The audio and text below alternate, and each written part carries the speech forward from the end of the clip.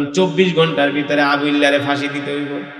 ওই আবুলকে যদি ফাঁসির রশি দিয়া ঝুলায়া ফাঁসি কার্যকর করা যদি না হয়, বাংলার জমিনে এই আবুল আর কোনোদিন রাস্তা দিয়ে হাঁটতে পারবে না। ঠিক কিনা বলেন? এই দেশের মুসলমান 2-4 ওয়াক্ত নামাজ কম পড়তে পারে, কিন্তু আল্লাহ আল্লাহ রাসূলকে গালি দিলে, আল্লাহর কোরআন নিয়ে কটূক্তি করলে এই দেশের মুসলমান সেটা সইতে পারে না। ওই যে আবুল সরকার আল্লাহকে নিয়ে এত বড় কটূক্তি করলো, আল্লাহর কোরআন নিয়ে এত বড় ঠাট্টা করলো, বিদ্রূপ করলো, বাংলার জমিনে কিছু মুসলমান তার পক্ষ নিতেছে। ঠিক কিনা বলেন? যারা আবুল সরকারের পক্ষ নিতেছে সবগুলা মুরতাদ হয়ে গেছে। কারণ আবুল সরকার কি বলছে?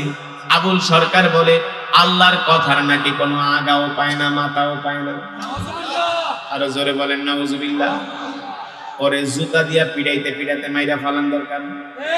হ্যাঁ, আবুল সরকার বলে সে নাকি আল্লাহর কথার আগাও পায় না, মাথাও পায় না। এটা তো আমি শুদ্ধ ভাষায় বললাম, কিন্তু হয়তো আরো নোংরা ভাষায় বলছে না। আপনাদের কাছে আমার প্রশ্ন, যারা আল্লাহকে নিয়ে এমন ভাবে কটূক্তি করে, আল্লাহ তাআলার শানে বেয়াদবি করে, ওই হারামজাদাদেরকে বাংলার মুসলমান আর জীবিত থাকতে দেখতে চায় না। ঠিক কিনা বলেন?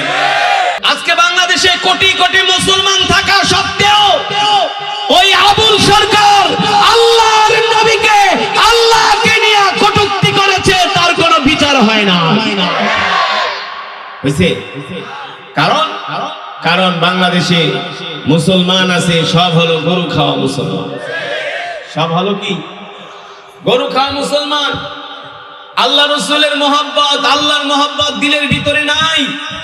যদি আল্লাহ আল্লাহ রাসূলের মহব্বত দিলের ভিতরে থাকতো, ওই আবুল বাউল ফাউল আবুল সরকার আল্লাহ আল্লাহ রাসূলকে নিয়ে কটূক্তি করে এখনো জীবিত থাকতে পারতো না।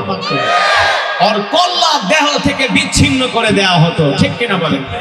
ওই আবুলকে যদি ফাঁসির রশি দিয়া ঝুলায়া ফাঁসি কার্যকর করা যদি না হয়, বাংলার জমিনে এই আবুল আর কোনোদিন রাস্তা দিয়ে হাঁটতে পারবে না। ঠিক কিনা বলেন? এই দেশের মুসলমান 2-4 ওয়াক্ত নামাজ কম পড়তে পারে, কিন্তু আল্লাহ আল্লাহ রাসূলকে গালি দিলে, আল্লাহর কোরআন নিয়ে কটূক্তি করলে এই দেশের মুসলমান সেটা সইতে পারে না। যদি আমাদের ইমানের পাওয়ার থাকতো, আল্লাহকে আমরা আমাদের জীবনের চেয়েও ভালোবাসতাম, তাহলে কিন্তু পুরা বাংলাদেশের রাস্তাঘাট বন্ধ করে দিয়া বলতাম 24 ঘন্টার ভিতরে আবুল্লারে ফাঁসি দিতে হইব। কিন্তু আমরা কি আন্দোলন করতে পারছি? কেন পারি নাই? আসলে আমরা দিল থেকে মুসলমানরা আল্লাহ আল্লাহ রাসূলকে ভালোবাসি না। কেউ যদি তোমার বাপকে গালি দেয়, তোমার কষ্ট লাগে কি লাগে না? তোমার মাকে গালি দিলে কষ্ট লাগে কি লাগে না? তোমার নেতারে গালি দিলে কষ্ট লাগে কি লাগে না? শেখ মুজিবুর গালি দিলে আওয়ামী লীগের কষ্ট লাগে, জিয়াউর রহমানকে গালি দিলে বিএনপির কষ্ট লাগে। ঠিক কিনা? এরশাদরে গালি দিলে জাতীয় পার্টির কষ্ট লাগে, কিন্তু আল্লাহ আল্লাহ রাসূলকে গালি দেওয়া হয়। মির্জা ফখরুল কয় এটা নাকি তাদের বাক স্বাধীনতা। আমরা ফখরুল সাহেবকে বলতে চাই, আল্লাহকে গালি দেওয়া যদি বাক স্বাধীনতা হয়, তাহলে সুন্দরবনের গজারি দিয়া বাউলদের পাছার ভিতরে কুত্তা পিডাবো, এটাও আমাদের হাতের স্বাধীনতা। ঠিক কিনা বলেন?